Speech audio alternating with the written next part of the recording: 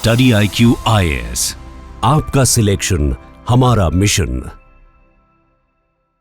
नमस्कार दोस्तों, भारत में एक अजीब सा विरोधाभास है। अगर मैं आपसे यह कहूं कि आपके पास जितनी बड़ी डिग्री है, आपके बेरोजगारी की संभावना उतनी ही ज्यादा है, तो क्या आप यकीन करेंगे? वास्तव में 1,10,00,000 ग्रेजुएट्स डिग्री के साथ हैं, और वह भी बिना किसी रोजगार के। और यह सिर्फ नंबर नहीं है, यह सिर्फ आंकड़ा नहीं है, यह स्विट्जरलैंड और सिंगापुर जैसे देशों की कुल आबादी से भी बड़ा आंकड़ा है। और ये वो लोग हैं जो भारत में सबसे ज्यादा एजुकेटेड हैं, और इनके पास भी कोई काम नहीं है। हाल ही में अजीम प्रेमजी विश्वविद्यालय ने एक रिपोर्ट जारी की है, स्टेट ऑफ वर्किंग इंडिया 2026, और एक ऐसा सच सामने लाया है जिसे सुनकर सत्ता के गलियारों में सन्नाटा छा जाना चाहिए था, लेकिन सब तरफ सिर्फ खामोशी है। और बीबीसी न्यूज ने इसी रिपोर्ट को एनालाइज करते हुए एक नया फिनोमेना दिया है, द एजुकेशन एम्प्लॉयमेंट पैराडॉक्स का। तो आज हम सिर्फ इस हेडलाइन को नहीं देखेंगे, आज हम समझेंगे इस पूरे सिस्टम को, और इस सिस्टम का पोस्टमार्टम करेंगे, और साथ ही साथ यह भी समझने का प्रयास करेंगे कि चाय पकौड़ा वाला रोजगार क्या वास्तव में रोजगार की फिलॉसफी के साथ है, या वो किस फिलॉसफी को लेकर के हमें रोजगार की देने की बात करता है। हम हर एक पहलू पर डीप डाउन एनालिसिस करने जा रहे हैं। तो शुरू करते हैं। देखिए, एक बहुत सिंपल से ही कल्पना करिए कि एक ऐसी मशीन है जिसमें आपने अपनी जिंदगी के बेहतरीन 20 साल दिए और सारी उम्मीदें झोंक दी, इस वादे के साथ कि जब आप उस मशीन के उस तरफ निकलेंगे तो आपको एक सुनहरा भविष्य मिलेगा। लेकिन जब छात्र बाहर निकलता है तो उसके पास जो डिग्री होती है, उस डिग्री की कीमत रद्दी से भी ज्यादा नहीं होती।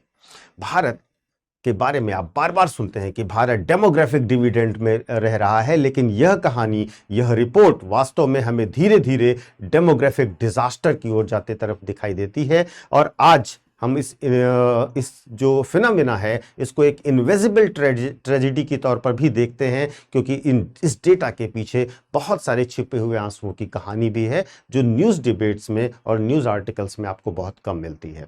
तो आज हम डेटा ट्रेंड्स के साथ साथ economic theories, concepts, policy failure और भविष्य के आने वाले AI थ्रेट पर भी बात करने जा रहे हैं। तो शुरू करते हैं। सबसे पहले समझिएगा आंकड़े क्या कह रहे हैं। आंकड़े ये कह रहे हैं कि भारत में 20 से 29 साल के बीच में लगभग 6.3 करोड़ ग्रेजुएट्स हैं, और यह संख्या हमें दिखाती है कि हमने शिक्षा का डेमोक्रेटाइजेशन बहुत बेहतर ढंग से किया है, लेकिन हमने एम्प्लॉयमेंट और या अवसर पैदा नहीं किए। और डेटा बताता है कि इनमें से 1.1 करोड़ ग्रेजुएट्स बेरोजगार हैं, यानी कि हर 6 में से 1 ग्रेजुएट बेरोजगार है। यहां पर और तस्वीर डरावनी होती है जब इसको हम एज वाइज ब्रेक डाउन करते हैं, और पाते हैं कि 15 से 25 साल के युवाओं में बेरोजगारी की दर 40% है, और 25 से 29 साल के ग्रेजुएट में बेरोजगारी की दर 20% है। इसका मतलब क्या है? इसका मतलब यह है कि लेबर मार्केट में एंट्री कोलैप्स है। वास्तव में युवा डिग्री लेकर जब बाजार में कदम रखता है तो बाजार के दरवाजे उसके लिए बंद होते हैं। द फेडरल की रिपोर्ट कहती है कि वास्तव में जो ग्रेजुएट एक्टिवली नौकरी ढूंढ रहे हैं, उनमें से केवल 7% यानी 7% ही 1 साल के भीतर स्थायी और वेतन वाली नौकरी प्राप्त कर पाते हैं। आप कल्पना कीजिए बाकी 93% लोगों का क्या हुआ। यहां जन्म होता है एक तरीके का डिस्करेज्ड वर्कर इफेक्ट का, जब एक युवा सालों तक ठोकरे खाने के बाद नौकरी ढूंढना ही छोड़ देता है, तो उसे हम सिस्टम पर उसके गायब होते हुए भरोसे के तौर पर देखते हैं। यह सिर्फ बेरोजगारी नहीं है, वास्तव में यह स्ट्रक्चरल लेबर मार्केट का फेल्योर है। भारत एक तरीके से आप देखोगे तो भारत पूरा का पूरा एक डिग्री का फैक्ट्री बन चुका है। हर साल 50 लाख नए ग्रेजुएट्स निकलते हैं, जिनमें से 1.5 मिलियन इंजीनियर्स होते हैं, 15 लाख इंजीनियर्स होते हैं। और इसी साल नौकरियां कितनी पैदा होती हैं? मात्र 23 लाख। और जब 23 लाख केवल आपने जॉब क्रिएट किए तो, और उसी साल नौकरियां कितनी पैदा होती हैं? मात्र 28 लाख। और इसके कारण बचे कितने? इसके कारण बचते हैं 22 लाख नए शिक्षित बेरोजगार, यानी कि भारत में आप समझिए प्रति वर्ष 22 लाख शिक्षित बेरोजगार ग्रेजुएट्स पैदा हो रहे हैं। और अगर एजुकेशन सिस्टम को देखिए तो भारत में 50,000 से ज्यादा यूनिवर्सिटीज एंड कॉलेजेस हैं जो कि एक तरीके से मास लेवल पर एजुकेटेड प्रोडक्ट्स बना रहे हैं। द न्यूज मिनट की एनालिसिस ये कहती है कि इन एजुकेटेड ग्रेजुएट्स में से केवल 43 से 45% लोग ही एम्प्लॉयबल हैं, यानी कि रोजगार देने लायक हैं। यह शिक्षा का एक बड़े पैमाने पर व्यवसायीकरण दिखाता है। हमने क्वालिटी को इग्नोर किया और केवल जोर दिया मास प्रोडक्शन पर। हमने इसके कारण यह नतीजा पाया कि हमारे पास लाखों ऐसे इंजीनियर्स हैं जो कोड नहीं लिख सकते और हमारे पास लाखों ऐसे मैनेजमेंट ग्रेजुएट्स हैं जो बैलेंस शीट की समझ तक नहीं रखते। अब बात करते हैं उस पैराडॉक्स की जिस पर बीबीसी ने ध्यान दिया और जिसको बीबीसी बोल रहा है, और हम देखते हैं कि दशकों से हमें यह बताया गया है कि एजुकेशन है तो जॉब मिलेगी, लेकिन आज समीकरण बदल चुका है। एजुकेशन का मतलब जॉब नहीं होता है। ऐसा क्यों है? और इसे समझने के लिए हमें 4 आर्थिक सिद्धांतों को समझना पड़ेगा। पहला सिद्धांत है सिग्नलिंग थ्योरी कोलैप्स का। देखिए, जो पहले क्या होता था कि पहले डिग्री का मतलब होता था, डिग्री एक सिग्नल होती थी कि आप काबिल हैं और आपको रोजगार दिया जाना चाहिए। लेकिन आज क्रीडेंशियल इन्फ्लेशन हो चुका है, यानी कि पहले जो डिग्री है वह महज एक न्यूनतम आवश्यकता के तौर पर अब जानी जाएगी और हर किसी के पास जब डिग्री हो जाती है तो डिग्री की वैल्यू 0 हो जाती है, यानी कि डिग्री अब आपकी कैपेबिलिटी का सिग्नल नहीं रहती है, केवल एक बेयर मिनिमम आवश्यकता रह जाती है। दूसरा, human capital failure. Human capital का जो गैप है उसको भी समझने की कोशिश कीजिएगा।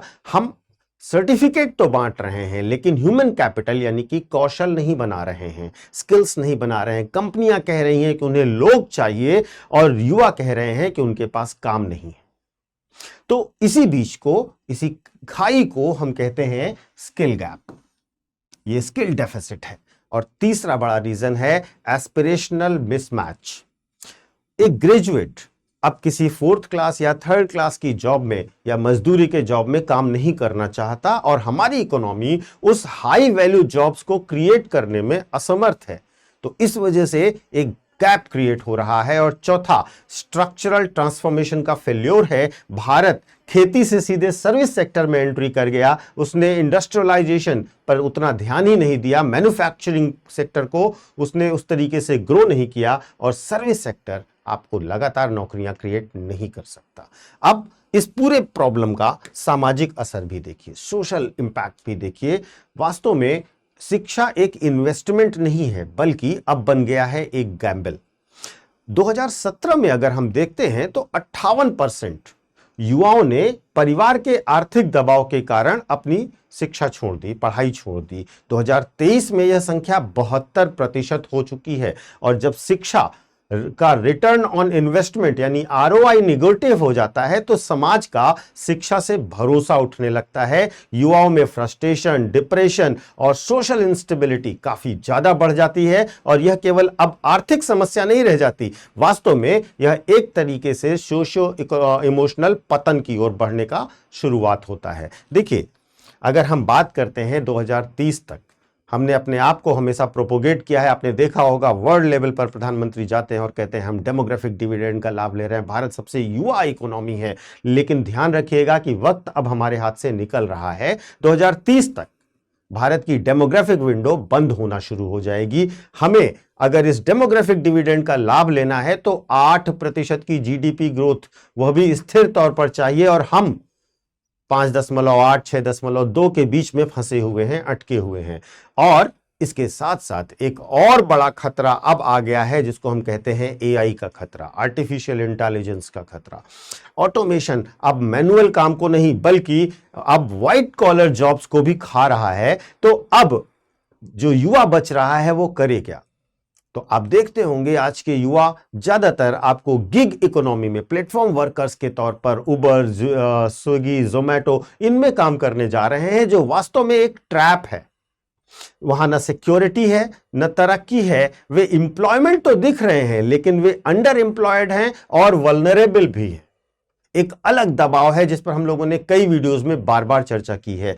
तो वे, और इसके साथ साथ इसका दूसरा पक्ष भी है, जो छात्र सक्षम हैं, जिनके माता पिता सक्षम हैं, वे छात्र क्या कर रहे हैं, वो एग्जिट रूट चुन लेते हैं। एग्जिट रूट मतलब वे देश से बाहर पढ़ रहे हैं और वहीं पर जॉब ढूंढ रहे हैं। इसको कहते हैं ब्रेन ड्रेन। करीब करीब 13 लाख छात्र ऐसे हैं जो भारतीय छात्र जो विदेशों में पढ़ाई कर रहे हैं, और हम अपना बेस्ट टैलेंट एक्सपोर्ट कर दे रहे हैं, और जो बच रहे हैं वो केवल और केवल एक काम कर रहे हैं, हमारे सिस्टम की कमियों से लड़ाई। एक और विमर्श है जिसे हमें समझना होगा, जिसे हम भारत के सम्मानित प्रधानमंत्री के नजरिए से भी देखने का प्रयास करेंगे। वास्तव में सरकार, विशेषकर प्रधानमंत्री नरेंद्र मोदी जी, अक्सर एक विचार रखते हैं। वे कहते हैं जॉब सीकर नहीं, जॉब क्रिएटर बनिए। प्रधानमंत्री का तर्क है कि जॉब और रोजगार में एक बुनियादी फर्क होता है, और उनके अनुसार सरकारी या प्राइवेट नौकरी, जो सैलरी वाली नौकरी है, उसकी एक सीमा है, लेकिन आपका रोजगार एक असीमित संभावनाएं लेकर आता है। आप विचार कीजिए, और इसी विचार से प्रधानमंत्री ने क्या किया, प्रधानमंत्री ने मुद्रा योजना, startup India, stand up India, ऐसी योजनाएं भी लॉन्च की। सरकार का मानना है कि अगर एक चाय पकौड़े बेचने वाला जो रोज कमा रहा है तो वह एम्प्लॉयड है, और यह विजन उनका सेल्फ एम्प्लॉयमेंट पर आधारित है। लेकिन यहां पर एक बहुत बड़ा पैराडॉक्स समझने का प्रयास कीजिएगा कि क्या एक ग्रेजुएट जिसने लाखों रुपए लगाकर इंजीनियरिंग या मैनेजमेंट की पढ़ाई की है, वह गिग इकोनॉमी या सेल्फ एम्प्लॉयमेंट के इन छोटे स्वरूपों में अपना पूरा पूरा करियर मान सकता है? क्या उसने इसके लिए पढ़ाई की थी? यह जो रोजगार है, यह जो रोजगार का मॉडल है, वह उस सोशल मोबिलिटी को भी क्या सुरक्षित कर सकता है, सुनिश्चित कर सकता है, जिसका वादा एजुकेशन ने उससे किया था? यह बहस जॉब सिक्योरिटी बनाम इकोनॉमिक एक्टिविटी की है, और सरकार इसे स्वतंत्र रोजगार कहती है, लेकिन हम और आलोचक इसे कहते हैं अंडर एम्प्लॉयमेंट। और सवाल यह है कि क्या हम क्वालिटी एम्प्लॉयमेंट की डेफिनेशन ही बदलने जा रहे हैं? और यह भी एक बड़ा विचारणीय मुद्दा है। आप भी कमेंट करके अवश्य बताइएगा आप इस पर क्या सोचते हैं, क्योंकि यह बड़ा मुद्दा है। अब इस पूरी विवाद का एक समाधान क्या हो सकता है? देखिए, समाधान कोई बड़ा रॉकेट साइंस नहीं है। इसके लिए केवल और केवल स्ट्रॉन्ग पॉलिटिकल विल की जरूरत है। देखिए, पहले तो डिग्री से स्किल पर शिफ्ट करना होगा, वोकेशनल ट्रेनिंग को मुख्य धारा में लाना होगा। दूसरा, एसएमईज, जो स्मॉल और मीडियम एंटरप्राइजेज हैं, उनकी ग्रोथ पर बहुत ज्यादा ध्यान देना होगा। देखिए, जो बड़े कॉरपोरेट्स हैं, उनके भरोसे इतने बड़े रोजगार सृजन नहीं हो सकते। छोटे और मध्यम उद्योग वास्तव में रोजगार को एक ऑक्सीजन की तरह काम करता है, और सबसे ज्यादा नौकरियों का क्रिएशन भी वहीं होता है, तो उस पर ज्यादा से ज्यादा फोकस होना चाहिए। गिग वर्कर्स को भी प्रोटेक्शन दिया जाना चाहिए। गिग इकोनॉमी को एक्सप्लॉयटेशन से बाहर निकालकर फॉर्मल सेक्टर के सारे फायदे देने चाहिए, और साथ ही साथ हमें रियल टाइम डेटा भी चाहिए। हमें यह पता होना चाहिए कि किस सेक्टर में कितने जॉब्स क्रिएट हो रहे हैं, कितनी नौकरियां हैं, और छात्रों को उसी हिसाब से एजुकेट और ट्रेन करना चाहिए। देखिए, फाइनली अगर मैं ये कहूं कि अगर आप बेरोजगार हैं तो अपनी डिग्री को अपनी नाकामी मत मानिए। यह एक ऐसे सिस्टम की देन है, आप एक ऐसे सिस्टम के शिकार हैं जहां पर बड़े बड़े वादे तो किए गए, लेकिन उसे पूरा करने का कोई रोड मैप नहीं एक्टिवेट किया गया। वास्तव में याद रखिए, सिस्टम तभी बदलता है जब लोग सही सवाल सही जगह पर पूछते हैं, और यह वीडियो मैंने सिर्फ जानकारी देने के लिए नहीं बनाया है, यह एक आह्वान है सवाल पूछने का, अपने भविष्य के लिए, अपनी मेहनत की कीमत प्राप्त करने के लिए। तो अगर आप समझते हैं इस बात को कि हम अपने डेमोग्राफिक डिविडेंड को डेमोग्राफिक डिजास्टर की तरफ लेकर जा रहे हैं, तो आप भी उस चेंज को देखिएगा कि यह वीडियो अवश्य लोगों के साथ शेयर कीजिएगा, क्योंकि यह मुद्दा सिर्फ आपका नहीं है, वास्तव में यह देश की आत्मा का है। मैं हूं doctor Pankaj Mishra, study IQ IAS Hindi के लिए।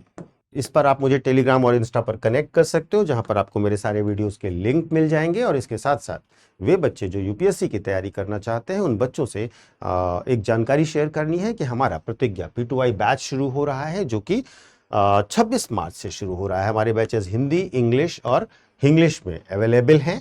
और साथ ही साथ ध्यान दीजिएगा, इसमें आपको 18 बुक का सेट दिया जाएगा, रेगुलर क्लासेस, मेंटोरशिप और हैंड रिटन नोट्स के साथ साथ बहुत ढेर सारी सुविधाएं दी जाएंगी, जो आप हमारे ऐप और वेबसाइट पर जाकर देख सकते हो, या फिर आप डिस्क्रिप्शन बॉक्स में दिए गए लिंक पर क्लिक करके भी प्राप्त कर सकते हो इसकी जानकारी।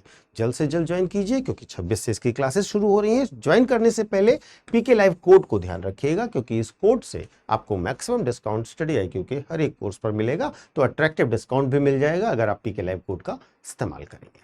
ध्यान दीजिएगा, इस बार हमारे यहाँ से बहुत बेहतरीन सिलेक्शंस हुए हैं, उनकी जानकारी और उनके वीडियोस आप लगातार देख ही रहे होंगे। तो जल्द से जल्द ज्वाइन कीजिए, आपका सपना हम मिलकर पूरा करेंगे। Thank you so much.